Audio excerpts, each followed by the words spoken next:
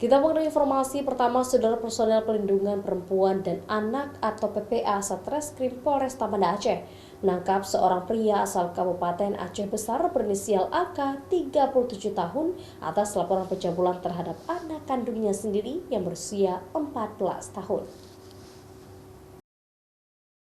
Dari pengakuan kepada penyidik, AK diduga melakukan pelecehan seksual terhadap anak kandungnya sebanyak 3 kali.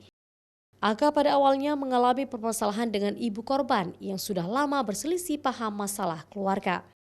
Karena pisah ranjang dengan istri dan AK tidur bersama sang anak, disitulah perbuatan bejat pelaku kepada korban muncul, serta mengancam korban untuk tidak melaporkan hal tersebut kepada ibu korban. Perbuatan bejat ayah korban akhirnya terbongkar setelah korban memberanikan diri menceritakan hal tersebut kepada ibu korban. Kemudian ibu korban langsung melaporkan kasus tersebut kepada pihak kepolisian. Nggak tahu berawal dari cekcok sama istri. Saya ke kamar anak, tiba tidur samping anak. Nggak lama itu, agak lama sikit itu baru timbul nafsu.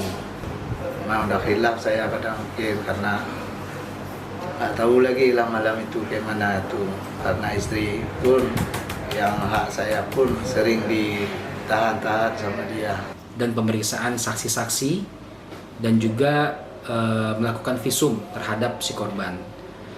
Nah, kemudian setelah kita rampung melaksanakan penyelidikan, didapatkanlah keterangan dan juga bukti-bukti petunjuk sehingga mengarah kepada salah satu atau orang tua dari si korban sendiri.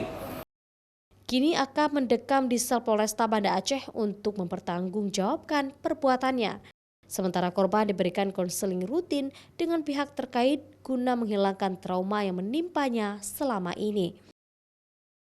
Syahril, Kompas TV, Banda Aceh.